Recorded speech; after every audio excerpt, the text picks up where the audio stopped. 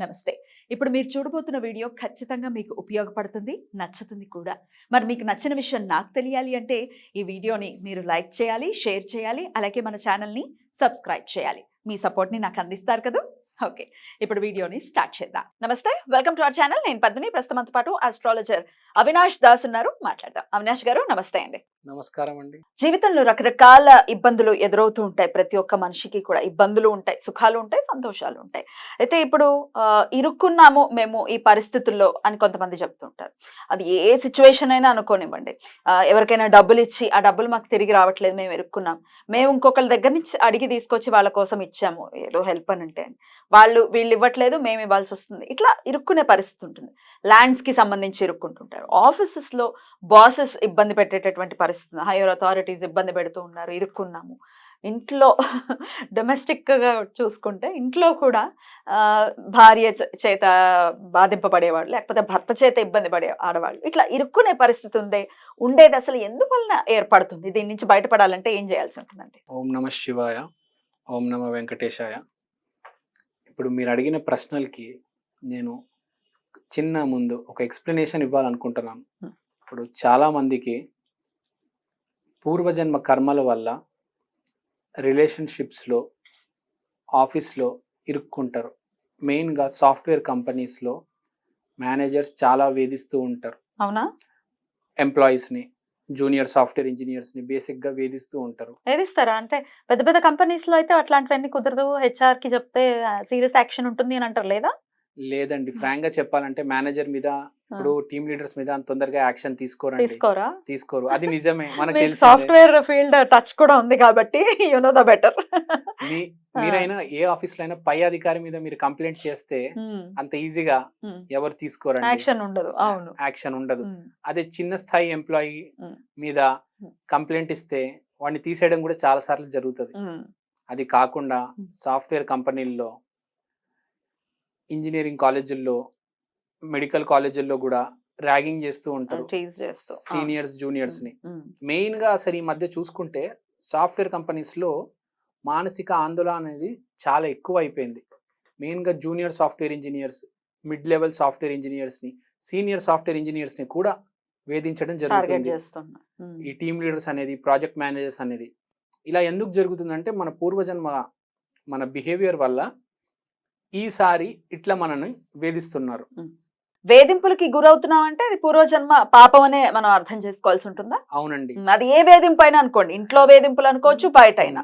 90% పూర్వజన్మదే జీవితం కాబట్టి 90% పూర్వజన్మ నుంచి వచ్చిన కర్మలే కాబట్టి మిమ్మల్ని వేధిస్తూ ఉంటారు. 10% ఈసారి ఎవరైనా కొత్తగా మిమ్మల్ని టార్గెట్ చేసి మొదలెట్టొచ్చు, కానీ 90% పూర్వజన్మలు సుకృతం వికృతం ఏదైనా కావచ్చు. సో ఇప్పుడు ఒక భార్య కూడా గయ్యాలై ఉండొచ్చు, ఒక మొగుడు కూడా బాగా అవ్వచ్చు. సో అలాంటి సమయంలో మనకి మానసిక సంతులన లేదు, మనం సెన్సిటివ్ ఉన్నాం, మనం సాఫ్ట్గా ఉన్నాం, ఏం చేయలేకపోతున్నాం. కొంతమందికి అయితే పాపం చెప్పాలంటే సూసైడ్ చేసే ఆలోచనలు కూడా వస్తాయండి. మానసిక ఆందోళన తట్టుకోలేరు. ఇది ఎక్కడైనా జరగొచ్చండి. భార్య కావచ్చు, భర్త కావచ్చు, స్టూడెంట్ కావచ్చు, ఎంప్లాయీ కావచ్చు, ఒక ప్రొఫెషనల్లో ఒక డాక్టర్ కావచ్చు, ఒక వ్యాపారంలో ఒక బిజినెస్ మ్యాన్ కావచ్చు. ఇప్పుడు ఇలాంటి పరిస్థితుల్లో మనం ఇరుక్కున్నాము, వేధింపులకు గురవుతున్నాం. అసలు ఏ గ్రహం వల్ల ఇట్లాంటి వేధింపులు అనేవి వస్తూ ఉంటాయండి? బేసికల్ గా దీన్ని క్రైసిస్ అంటారు. క్రైసిస్ కి కారకుడు రాహునే మాయావి. పూర్వజన్మ సీడ్ క్యారీ చేసేది అతనే. పూర్వజన్మలు బ్యాడ్ అంతా వేసి పెడతాడు, బ్యాడ్ అంతా వస్తూ ఉంటది రాహు నుంచి. కానీ మీకు తట్టుకునే శక్తి లేదు, సూసైడ్ చేసుకోవాలని ఉంది, ఏం చేయాలో తెలియదు. కానీ మీకు బాధ్యతలు ఉన్నాయి, అమ్మ ఉంది, నాన్న, పిల్లలు. కానీ ఇప్పుడు తట్టుకోవాలి, భార్యను తట్టుకోవాలి, ఆఫీస్లో ఎంప్లాయీస్ని తట్టుకోవాలి. ఇవన్నిటికీ తట్టుకోవాలంటే రాహునే మార్గం.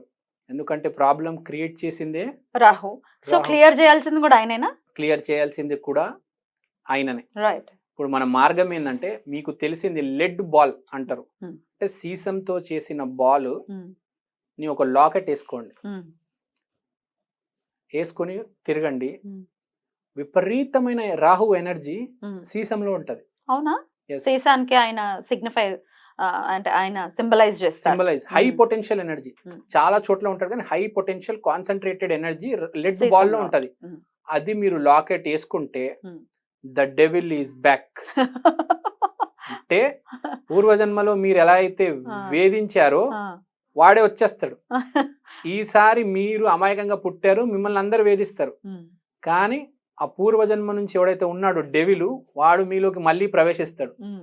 ఇప్పుడు ఏమవుతుందంటే మీరు ఆఫీస్లోకి వెళ్ళిన తర్వాత మీరు ఇంకా మిమ్మల్ని ఎవ్వరు వేధించలేరు, మీరు సమాధానాలు ఇవ్వగలుగుతారు, మిమ్మల్ని ఆఫీస్ నుంచి బయటికి కూడా గెంటలేరు. పరిస్థితులు అలా వస్తాయి. మీ భార్య కావచ్చు, మీ భర్త కావచ్చు, మీ ఆఫీస్లో టీం లీడర్ కావచ్చు, ప్రాజెక్ట్ మేనేజర్ కావచ్చు, అందరు ఒకసారి ఆలోచిస్తారు మిమ్మల్ని ఏమైనా అనడానికి. ఎందుకంటే ఒకటేసారి రాము కాస్త రెమో అయిపోతాడు.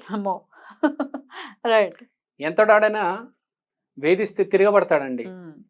పిల్లని కూడా అంతే, రూమ్ లో కట్టేసి కొట్టేస్తే ఏమవుతుంది, పూల్ అయిపోతుంది కదా, పూల్ అయిపోతుంది అది.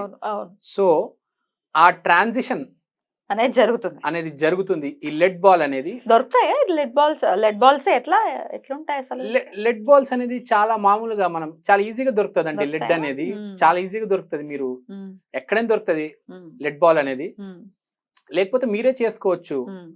లెడ్ బాల్ అనేది చాలా సింపుల్ ప్రాసెస్ అది. సో ఇప్పుడు పాయింట్ ఏంటంటే మీరు ఆఫీస్ నుంచి బయటికి వెళ్ళరు, మిమ్మల్ని తీయరు, మిమ్మల్ని గుర్తించడం జరుగుతుంది. ఫస్ట్ ఇబ్బంది పెట్టరు. అరే వీడు పని చేస్తున్నాడు, వీడిని తీస్తే మనకు కష్టం రావచ్చు. జనరల్ గా వేధించేది పని చేసేటాన్ని ఎక్కువ వేధిస్తారు. ఎగ్జాక్ట్లీ, పని చేసేవాడికే వేధింపులు ఉంటాయి. గాలికి తిరిగేవాడిని ఎవ్వరు వేధించరు, భజన బృందాన్ని ఎవరు వేధించరు.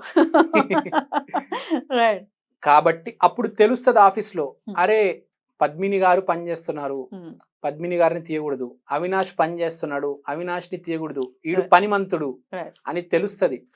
అప్పుడు నువ్వు తిరగబడతావు, నువ్వు పని చేస్తున్నావు అని తెలుస్తుంది, నిన్నెవ్వరు బయటికి కూడా తీయలేరు, నీ గౌరవం అభివృద్ధి చెందుతుంది. రైట్. అయితే ఈ సీసం కి ఉండేటటువంటి పవర్ అట్లాంటిది ఎవరైనా వేసుకోవచ్చా? జెండర్ తో సంబంధం లేకుండా, ఆడ మగ జెండర్ తో సంబంధం లేకుండా ఎవరైనా వేసుకోవచ్చు.